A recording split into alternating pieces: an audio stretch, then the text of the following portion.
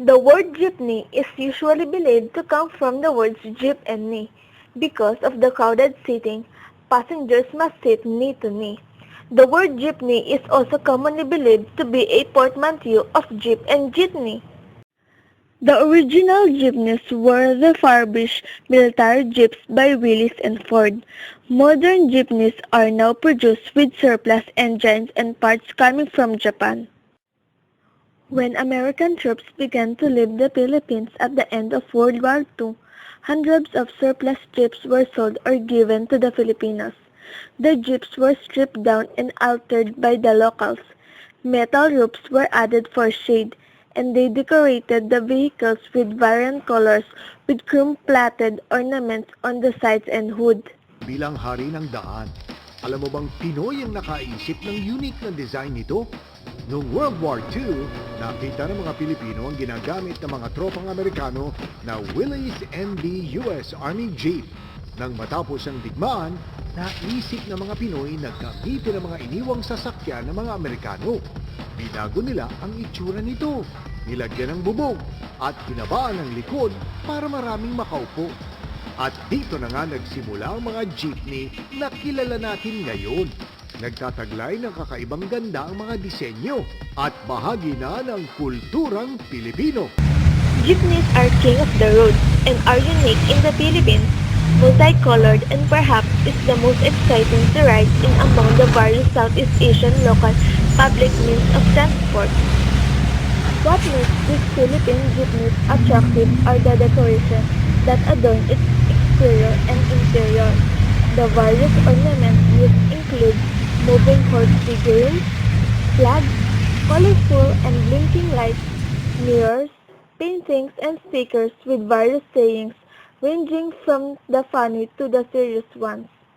Stereos that plays loud music are another attraction in jeepneys which many young passengers go for.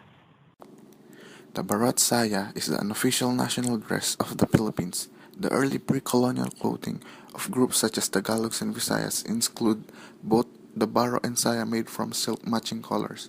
This styles was inclusively worn by women from upper caste while those lower caste wore baro made from pounded white bark fiber. A perfect example of a nipa hat is located at the National Museum of the Philippines courtyard. It is considered as a bahay kubo, but the difference between the two is that nipa hat is the regular size of an Ifugao house, much smaller and basic than a bahay kubo, which for people who live in place call it as bahay kubo. Ifugao call it as bale or balay for other people. Hut is used by the Ifugao as their resting house from their all-day work since they are known for creating the rice terraces, which is also called as the stairway to heaven. The nipa hut is made from bamboo and coconut leaves or pawid as the main sources of food. It is an example of vernacular architecture mostly found in tropical places, for example in the Philippines. After, influenced by the Spaniards, the native nipa huts later evolved in a multifunctional dwelling. It later added materials such as adobe or terracotta bricks and mortar paste from limestones. Today, especially in rural areas, nipa huts remained humble and some of them still manifest the original functional attributes of the old traditional huts. Part of the innovation of today's nipa hut is the Nipa Hut village in Lobok. Today's generation, Nipa Hut is being used as an accommodation for tourists and can be seen in different resorts, beaches, and many more. A part of this innovation is the restaurants like the Nipa Hut restaurant located at Captain Henry Javier Pasig City that has a beautiful scenic view of the area, especially at night. It is best to eat there. A salakot is a traditional wide-brimmed hat from the Philippines.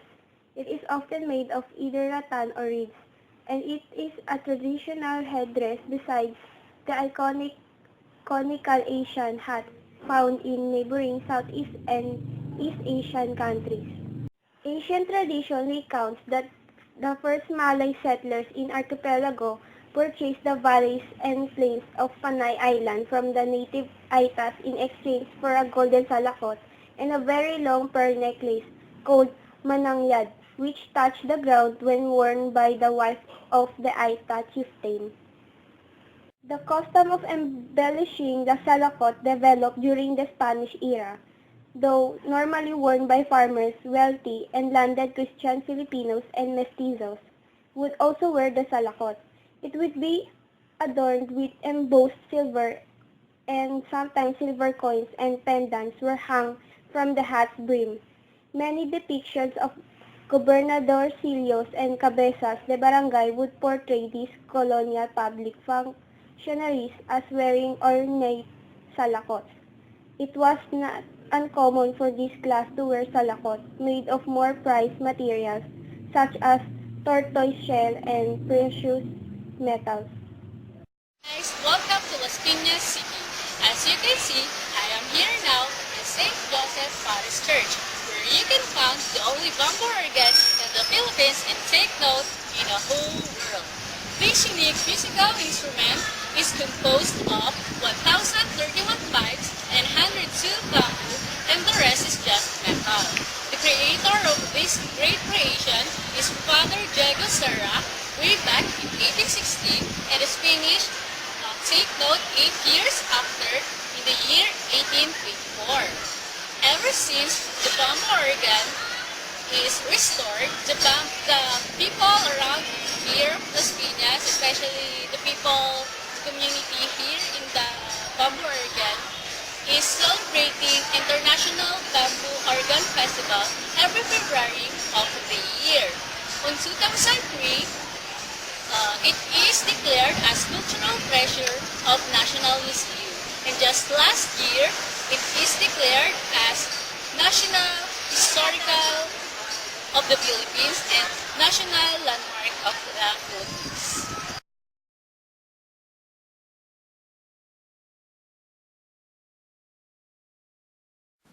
Vinta. It is a traditional boat found near the Philippine island of Mindanao. It is locally known as lepa-lepa or sakayan. The boats are made by Sama and Moros living in the Sulu archipelago, Zamboanga Peninsula, and southern Mindanao. It has a sail with assorted vertical colors that represent the colorful culture of history of the Muslim community. These boats are used for inter-island transport of people and goods. The Vinta's colorful sail decorates many a picture of southern Philippine sunset, beckoning the adventurers at heart to the joy and wonder of riding the big waves.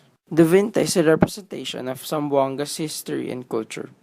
It is also one of the symbols that represent the Philippines as it signifies migration and the colorful tradition of the country.